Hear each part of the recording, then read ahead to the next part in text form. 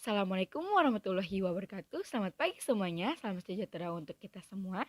Sebelum itu, perkenalkan nama saya Deza Kemoideh dengan NPM 2020 21500 172.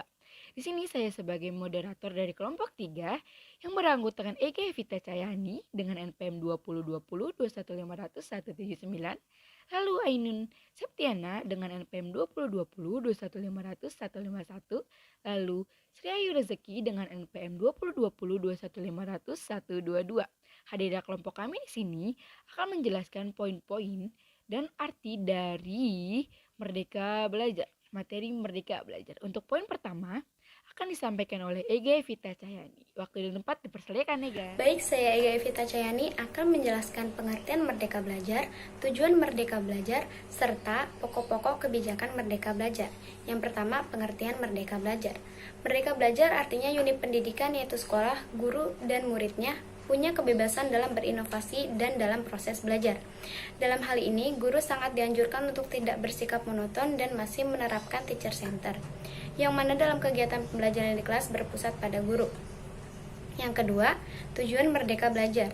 Tujuan Merdeka Belajar adalah mempunyai maksud untuk mengeluarkan kebebasan berekspresi bagi guru maupun siswa sekolah, di mana tercipta lingkungan sekolah yang bebas dari berbagai hambatan dan tekanan psikologis, dan agar para guru, peserta didik, serta orang tua bisa mendapatkan suasana bahagia.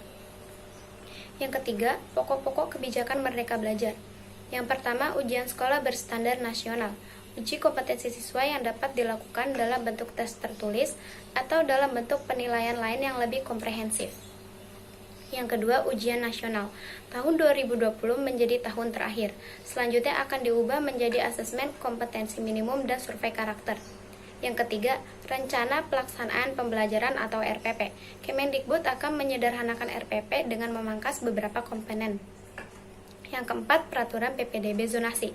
Sistem zonasi digunakan dengan kebijakan yang lebih fleksibel. Assalamualaikum warahmatullahi wabarakatuh. Perkenalkan, nama saya Ainun Septiana dari kelas R2B NPM 2020 21500 151. Saya dari kelompok 3 akan menjelaskan manfaat Merdeka Belajar. Manfaat Merdeka Belajar: 1. Mengurangi beban guru. Selain mengemban tugas mulia, guru harus dihadapkan dengan tugas tersulit. Diharapkan dapat mengurangi beban yang dirasakan oleh guru, di mana mereka dapat mengajar siswa dengan leluasa dan merdeka dari tugas administrasi yang terkadang memberatkan, merdeka dari tekanan, intimidasi, dan lain-lainnya. 2.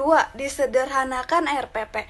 Kita tahu bahwa guru memiliki banyak kendala dalam menjalankan tugas di sekolah, mulai dari menerima siswa baru, menyiapkan administrasi guru termasuk RPP atau rancangan pelaksanaan pembelajaran, hingga mengevaluasi, mengguna serta mengembangkan RPP. Terdapat komponen penting dalam RPP yang bertujuan pembelajaran, kegiatan belajar, serta asesmen.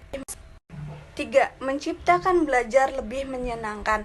Guru memiliki peran penting dalam dunia pendidikan Indonesia dan menjadi garda terdepan untuk membentuk masa depan bangsa. Terkadang pembelajaran di sekolah membosankan bagi guru maupun siswa. Diharapkan suasana kelas menjadi lebih menyenangkan dan bahagia. Hal ini mempengaruhi kualitas pembelajaran lebih baik dan dapat meningkatkan semangat belajar siswa, melainkan para guru, sehingga orang tua pun bisa. 4. Bebas berekspresi. Merdeka dalam belajar mempunyai maksud untuk mengeluarkan kebebasan berekspresi bagi guru maupun siswa di sekolah, di mana tercipta lingkungan sekolah yang bebas dari berbagai hambatan dan tekanan psikologis, khususnya pada guru yang memiliki kemerdekaan mengajar siswanya, sehingga mereka dapat fokus dan semaksimalnya anak bangsa. 5. Meningkatkan kompetensi guru. Meningkatkan kompetensi guru menjadi PR yang keberhasilan ditentukan oleh guru yang memiliki kompetensi yang baik.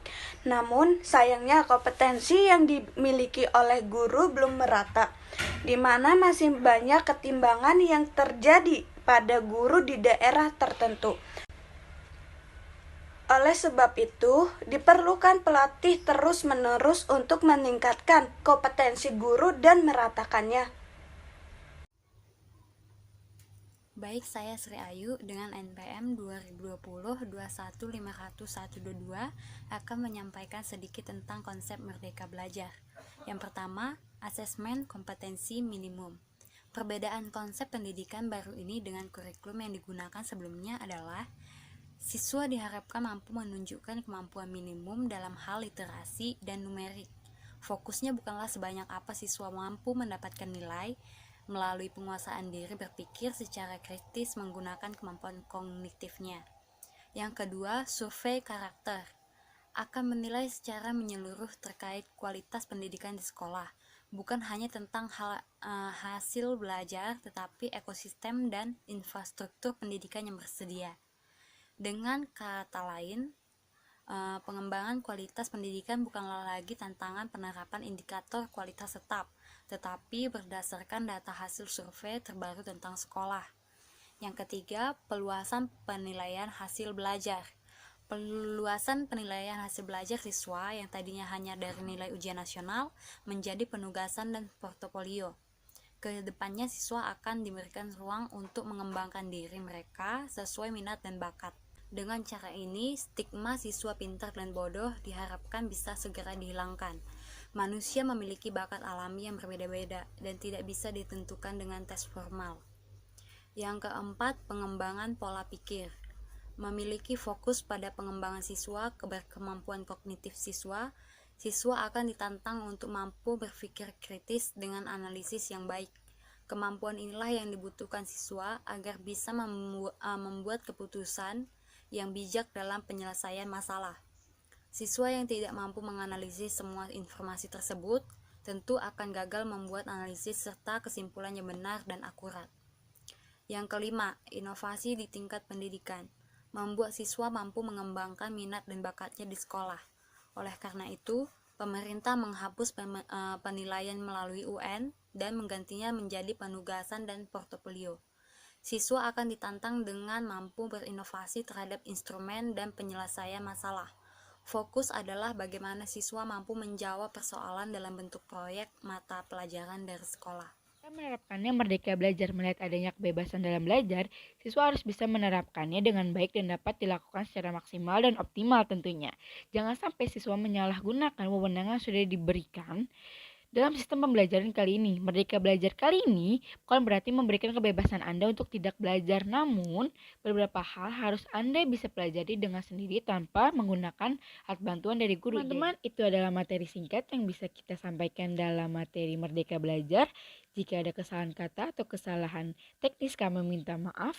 Kami kelompok 3 pamit undur diri. Terima kasih atas perhatiannya. Wassalamualaikum warahmatullahi wabarakatuh.